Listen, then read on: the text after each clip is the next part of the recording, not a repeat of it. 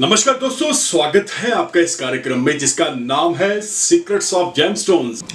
दोस्तों, आज का जो हमारा एपिसोड है यह है कोहिनूर हीरे के ऊपर। मैं फिर से बता रहा हूं, कोहिनूर ये वो हीरा है जो अपने आप में है तो हमारा भारत का ही, लेकिन आज हम ये एपिसोड जो बता रहे हैं इसकी हिस्ट्री क्या थी, क्या क्या कौन कौन से राजाओं के पास रहा, कैसे कैसे इसकी हिस्ट्री थी, ईच एंड एवरीथिंग आपको इस एपिसोड के अंदर बताने की कोशिश करेंगे। भारत का विश्व विख्यात हीरा कोहिनूर, जिसको अंग्रेजों के शासन में भारत से लंदन ले जाया गया था, भले ही दुनिया का सबसे अनमोल रत्न हो, आप ये जानकर हैरान हो सकते हैं कि कोहिनूर एक श्रापित हीरा है।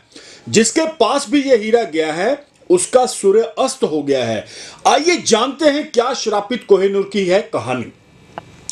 कोहिनूर, जिसका अर्थ है रोशनी का पहाड़, इसका नाम सुनते ही आंखों के सामने बेहद खूबसूरत तस्वीर आ जाती है, लेकिन इस रोशनी ने अनेकों सल्तनत मिटा के रख दी हैं, अनेकों राज्य मिटा के रख दिए हैं। तो वर्तमान में आंध्र प्रदेश के राज्य के नाम से जाने वाले गुंटूर जिले की एक खदान से ये अनमोल हीरा निकला था।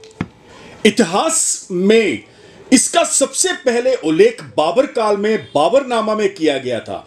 कुछ सूत्रों के अनुसार कोहिनूर लगभग 5000 साल पहले मिला था।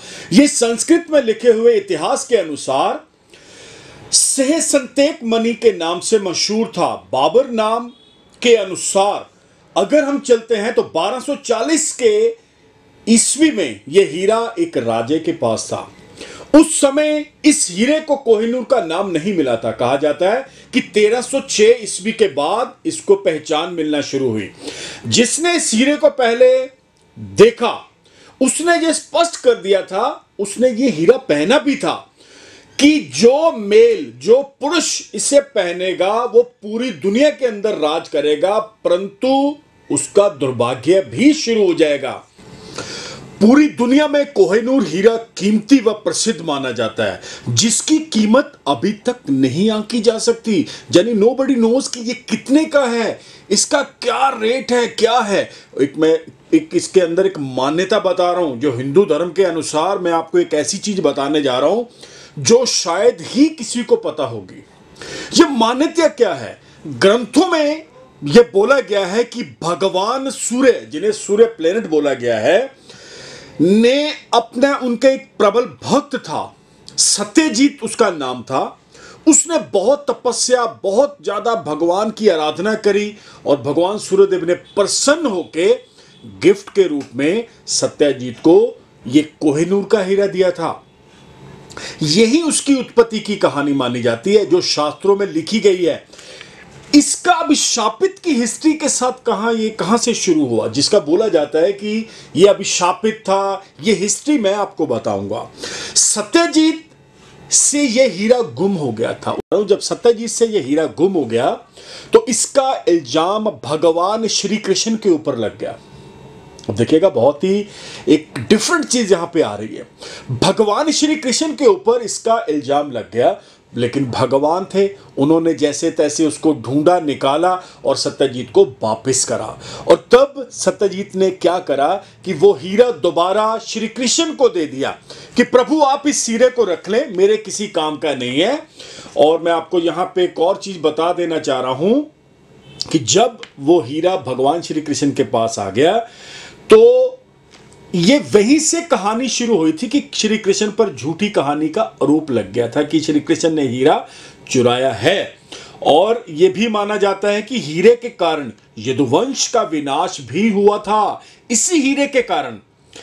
उसके बाद यह हीरा कहीं गुम हो गया, विनाश के बाद यह हीरा कहीं गुम हो गया। बहुत समय यह हीरे का कोई अता पता ना मिला। तब मैं आपको एक और चीज बता रहा हूं, 1300 ईस्वी में जाके इस हीरे के बारे में पता लगा था। केवल महिलाएं ही, यानी फीमेल्स ही, किसी प्रकार के दंड से मुक्त होकर इसको पहन सकती हैं। इस बात पर किसी ने विश्वास नहीं किया, उसका बहुत मजाक उड़ाया और यह बोल दिया गया कि यह एक भ्रांति है, यह एक भ्रम है। इस हीरे को रखने वाला कोई भी साम्राज्य खुश नहीं रह पाया। 1230 से लेके 1300 ईस्वी तक यह हीरा गुलाम साम्राज्य, लोधी साम्राज्य, खिलजी साम्राज्य के पास था। ये सभी सल्तनतें इतनी जल्द खत्म हो गई कि ढूंढने से भी नहीं मिली। 1326 ईस्वी में यह हीरा काकतीय वंश के पास चला गया। यह वंश जो हजारों साल से राज कर रहा था और यह बिल्कुल खत्म हो गया। चंद दिनों के अंदर यह बिल्कुल खत्म हो गया और इनके साम्राज्य का नाश हो गया। हुमायूं के पुत्र अकबर ने यह हीरा कभी भी अपने पास नहीं रखा। बाद में यह हीरा सीधा शाहजहां के पास पहुंच गया। उन्होंने इसे अपने मयूर सिंहासन में जड़वाया था। दोस्तों, शाहजहां का दुर्भाग्य शुरू हो गया। उसके अपने ही बेटे ने उसे जेल में डाल दिया। 1605 में एक फ्रांसीसी जब भारत आया, यह बंदा अनमोल रत्नों का बहुत जबरदस्त पारखी था। इसे हर रत्नों के बारे में ज्ञान था। जब इसने उस पत्थर को देखा, कोहिनूर को देखा, तो इसने बता दिया कि यह दुनिया का सबसे अनमोल रत्न है और तभी से इसको कोहिनूर नाम दिया गया है। एक और चीज बता रहा हूं दोस्तों, ब्रिटिश सरकार के पास जब यह पत्थर गया तो धीरे धीरे ब्रिटिश साम्राज्य का भी सिकुड़ना शुरू हो गया। जो इंग्लैंड पहले विश्व शक्ति हुआ करता था, वो सिर्फ एक छोटा सा देश बनकर रह गया।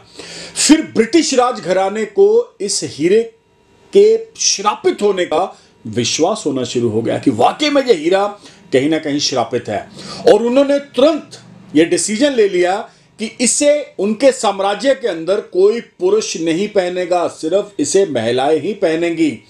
इसलिए मैं आपको बताने जा रहा हूं, किंग 6 जो थे, उनकी पत्नी एलिजाबेथ के क्राउन में इस हीरे को, कोहिनूर को जड़वा दिया गया था। तब से इसे ब्रिटिश राजघराने की सिर्फ महिलाएं ही धारण करती हैं। तो दोस्तों, बात कर रहे थे कोहिनूर की, बात कर रहे थे हीरे की।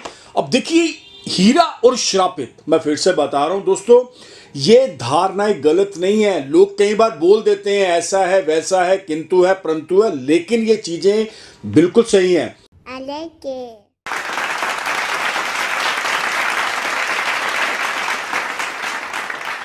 तो दोस्तों, मैं उम्मीद करता हूं ये एपिसोड आपको बहुत अच्छा लगा होगा। आपके अंदर भी कॉन्फिडेंस भर गया होगा, आप भी कुछ कर देना चाहते हैं। सिर्फ और सिर्फ जरूरत किस चीज की है?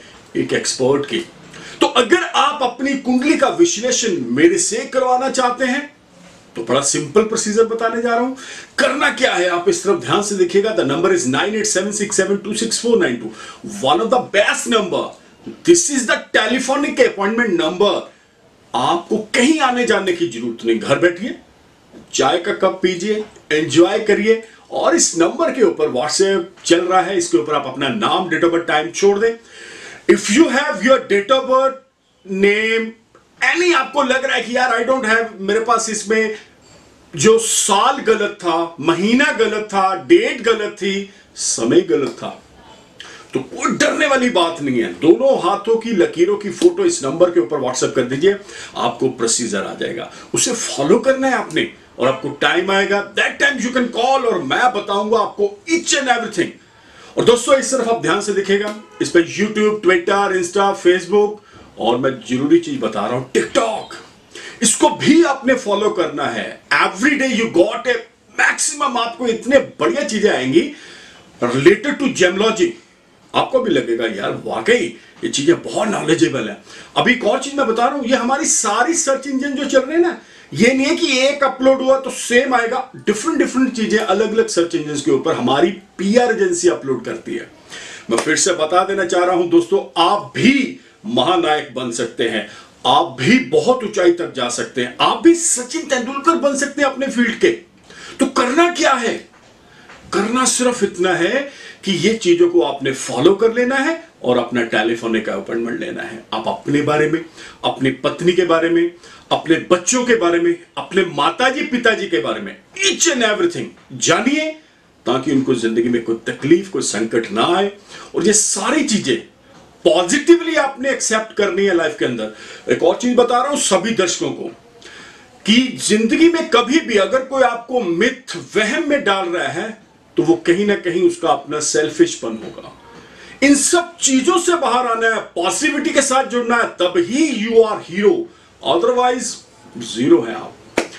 तो मिलते हैं बहुत जल्द, तब तक के लिए नमस्कार, धन्यवाद, हैव अ नाइस डे।